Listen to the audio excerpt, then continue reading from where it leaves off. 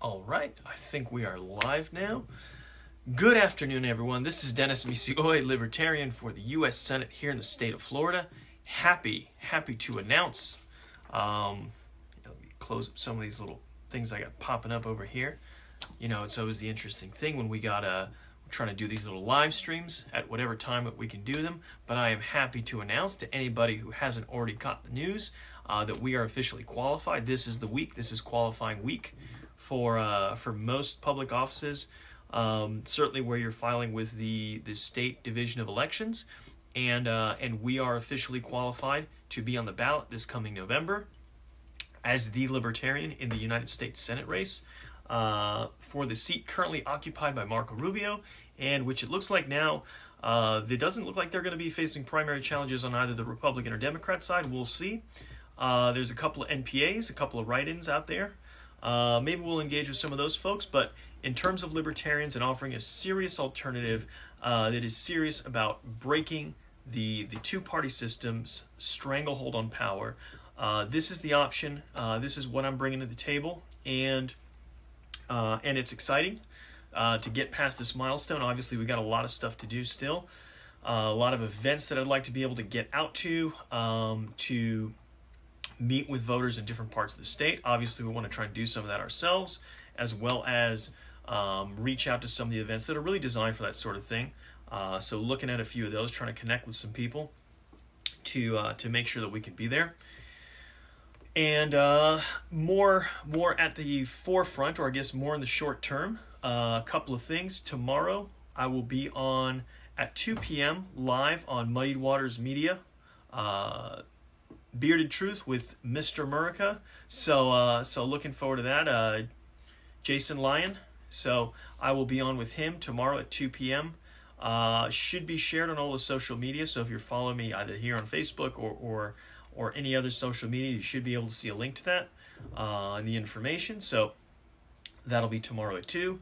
If you happen to be in Central Florida, on Tuesday evening, I will be at the Libertarian Party of Orange County's monthly meeting. Ahead of that, doing a little bit of speaking and meeting and greeting. So I should be there at 6 o'clock on Tuesday night. So if you're free that evening, please come out and join me and everyone else. And let's see what else.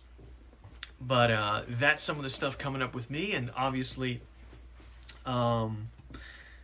you know, again, a lot of excitement that we are solid in our place.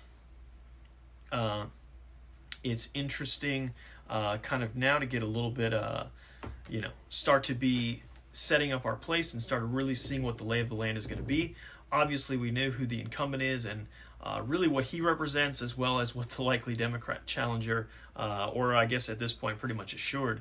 We'll see, I guess, how many people, if anyone else is qualified by the end of this week, or I guess they can receive documents at the end of this week and then maybe come back to it later. But regardless, we're going to see what it looks like once qualification is done and everybody's either in or out, and looking forward to it. Like I said, we know what the big players in it are all about. They are about the same thing, really. They are about endless spending for the military-industrial complex.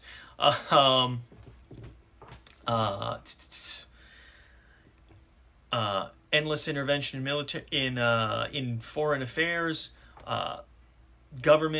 big government solutions for all sorts of really anything they can perceive as a problem, whether it is a legitimate problem or not.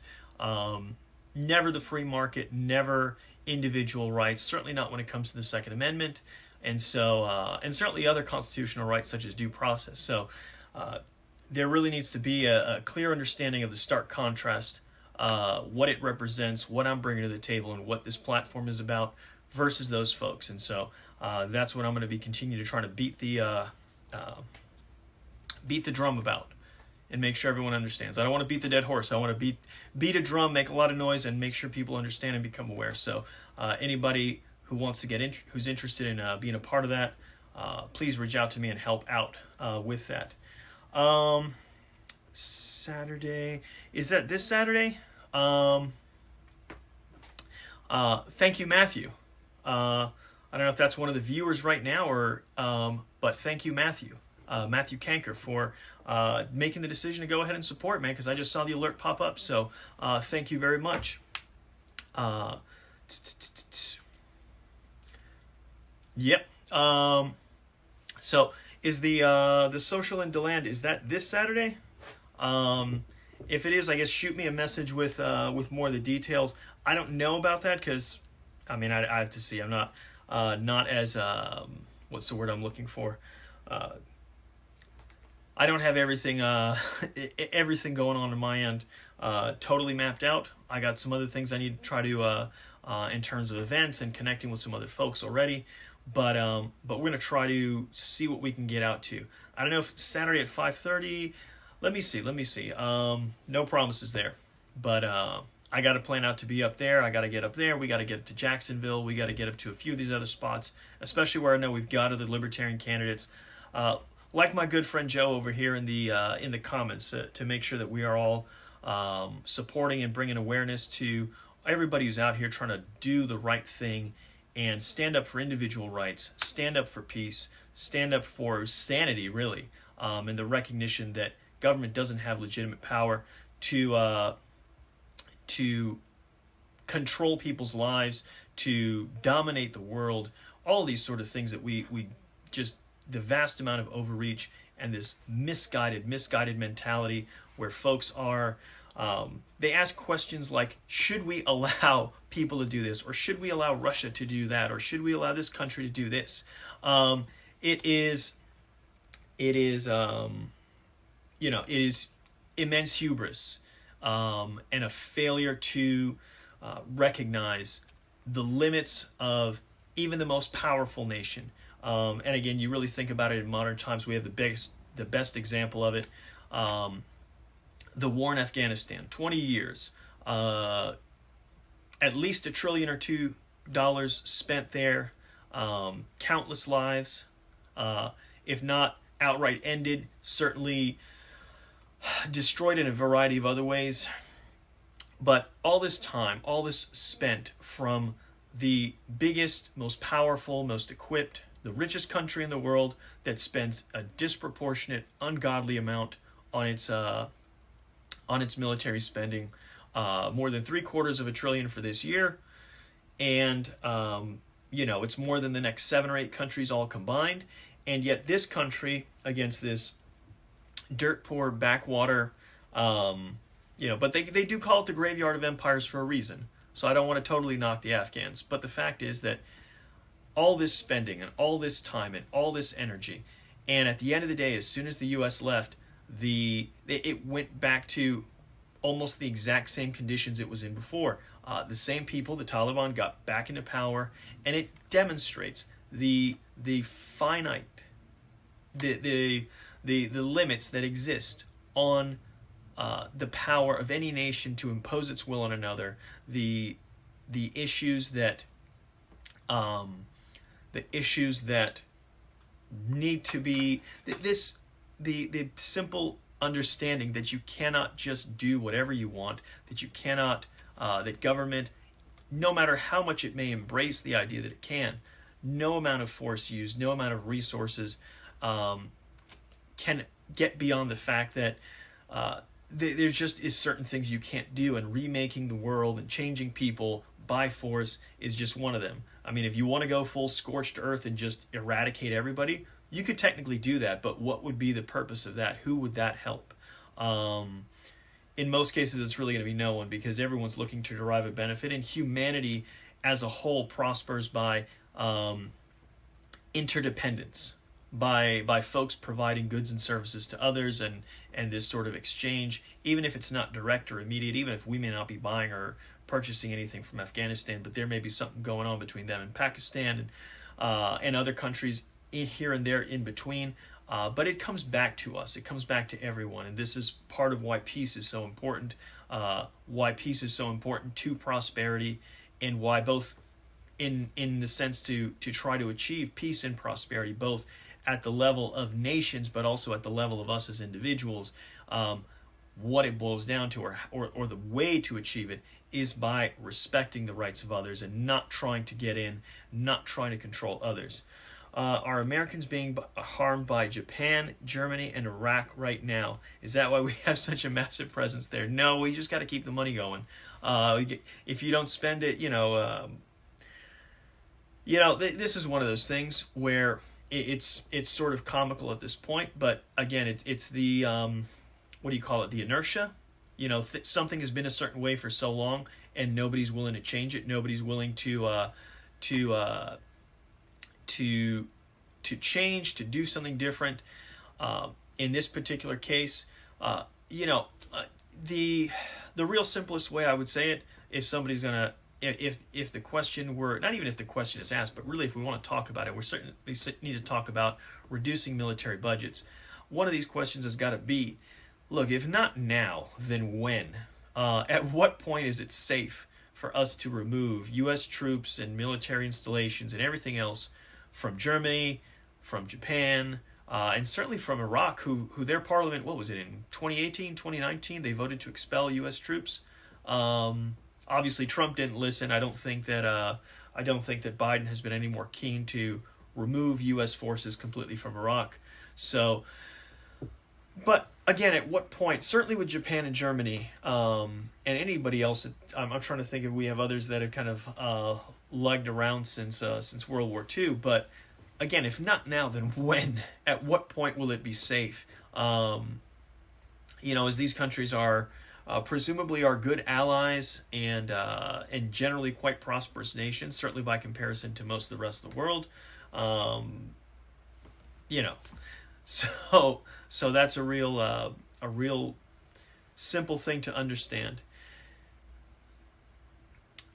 Well, to the last question there, again, this is part of the simple understanding for libertarianism certainly on the domestic level when we talk about what the role of government needs to be, and the importance of individual rights. If we're using violence to try to control people's behavior, number one, it's going to fail, but also you're going to create just a multitude of victims and human suffering unnecessary, and this is what we continue to do. Again, it goes back to this misguided, vain mentality that says, well, we shouldn't allow people to use these kind of drugs, or we shouldn't allow people to do this, or allow people to do that.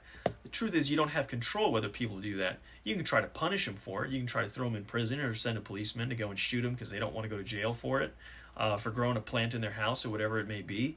Or maybe it's their next door neighbor because you happen to kick the door in on the wrong house. But no amount of doing that is going to actually prevent it from happening. You're just going to cause more harm, and you're going to obviously also make things worse. It's very interesting to think about, and this is something I was thinking about actually very recently with a lot of the debate on gun control, is the fact that things on the black market, for I think somewhat obvious reasons, tend to become a bit more dangerous. There's a bit less of a concern about safety, and certainly less of a focus on features that would... Now, I'm thinking in general about things that people consume, the difference between, some bathtub moonshine during the alcohol prohibition era versus light beer today. There's when things are illegal, there's an incentive, or in that particular case, there's certainly an incentive to make something more potent, and that ends up being more harmful, which is also what we see with illicit drugs today, versus when something is legal, where there tends to be at least some incentive to make things that are more moderated, that fit for different audiences or different crowds, and it's not this just rush to be the most extreme. And in thinking about this, I thought about this in terms of the gun debate, where people get so infuriated about someone who may buy a legal gun, like the Uvalde shooter, who may legally purchase a gun and then use it to commit a crime. But a thought that I had, putting aside some of the other aspects of that particular crime, is, wouldn't it be worse if these guys were if there actually was a vibrant black market in firearms that these people had to go purchase from there? And when I say that, I mean where you have actually firearms being produced on the black market.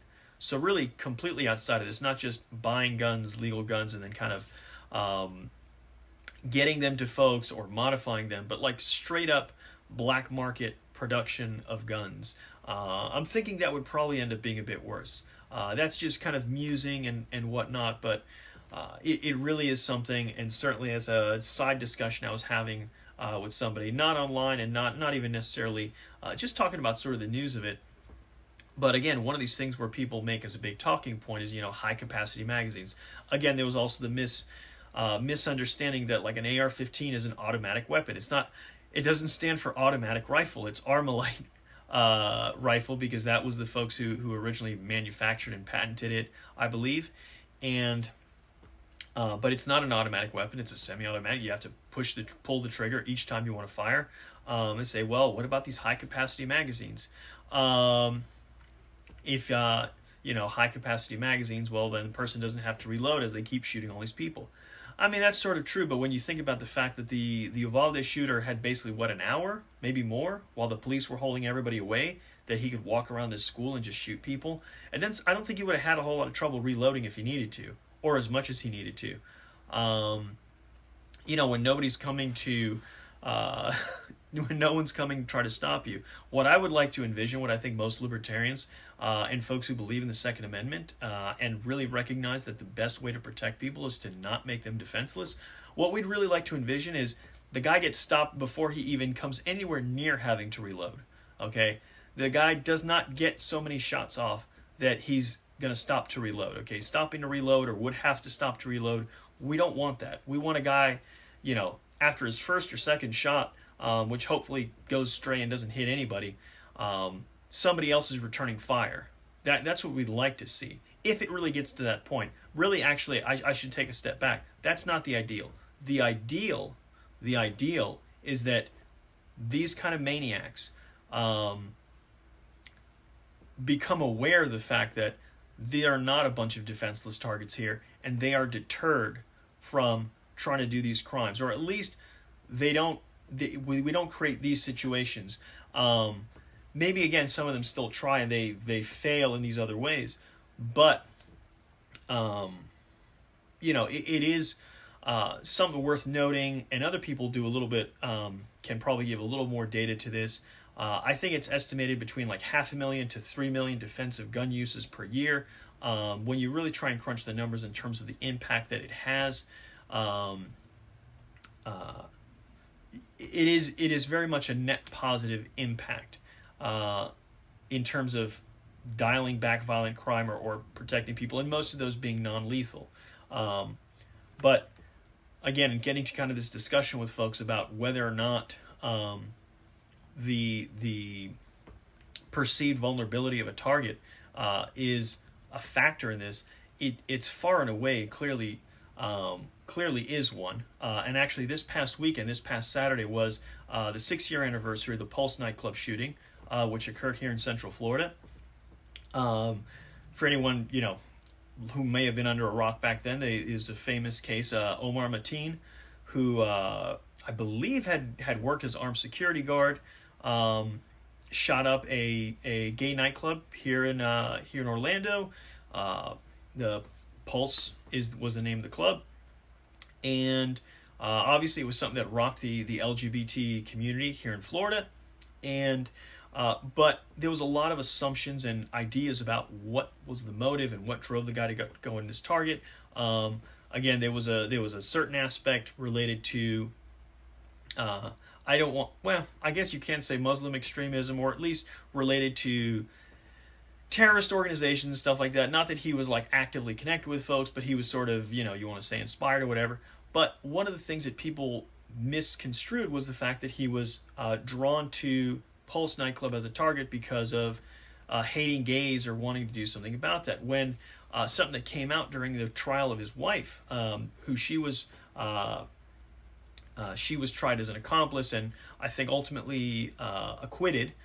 People kind of recognized that she was really more of an abused spouse and kind of just another victim of the shooter.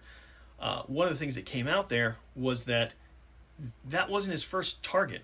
I'm not even sure if it was his second target. He was going and looking at places, mainly like tourist attractions, places where he would have a lot of people gathered, and he was He was simply looking for masses of people, and he was deterred from some of the first couple places he looked at because he saw too much like armed security and whatever.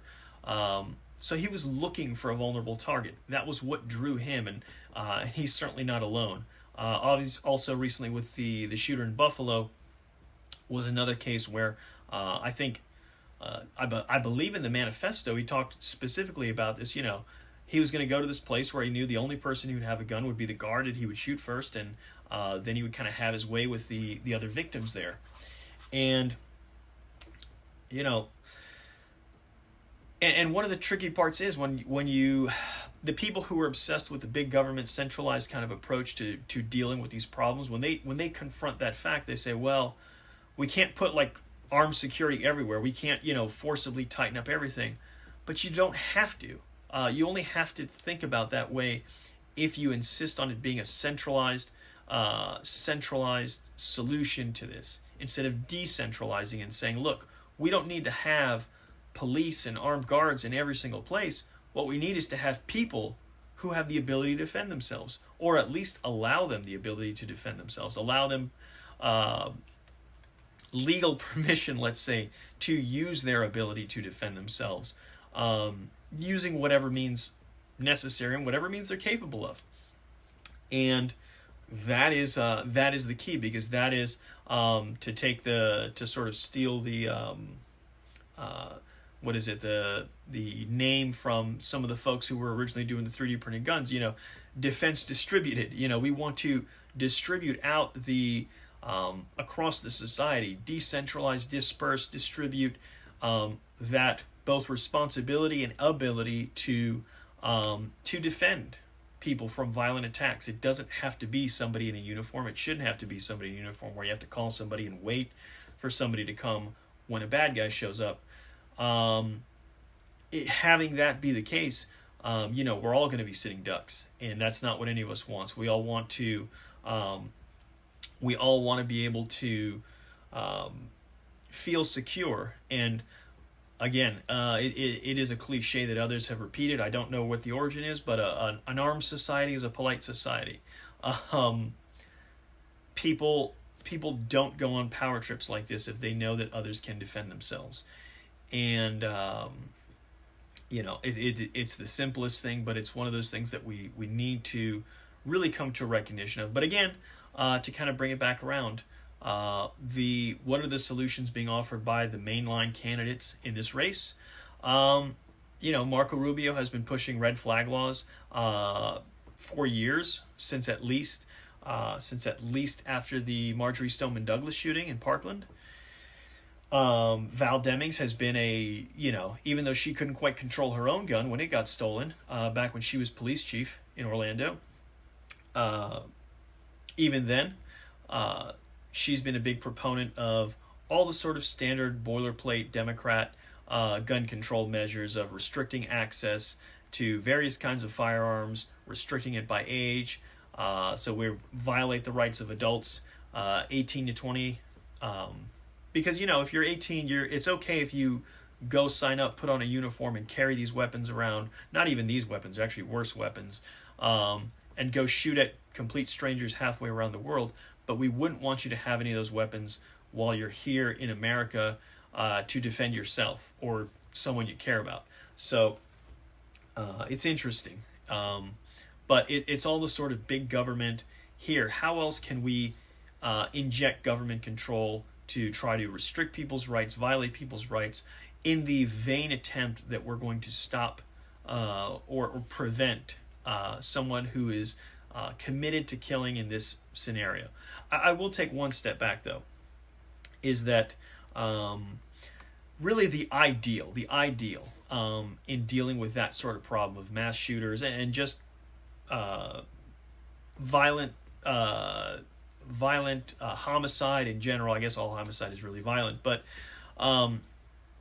in dealing with that as a problem, certainly when you talk about what the profile of a lot of the mass shooters are, the ideal would really that we could transform society and not have these people who end up on the outside alienated, dealing with whatever sort of mental illness that partially drives this, or this sort of what's the word I'm looking for, man? I don't know if social exclusion or what are all the factors. I mean, we know that typically the folks who are doing this are not folks who are well integrated in their societies and communities and very well adjusted. It is folks who really exist on the outside and are sort of on the edge and get pushed over the edge and whatnot.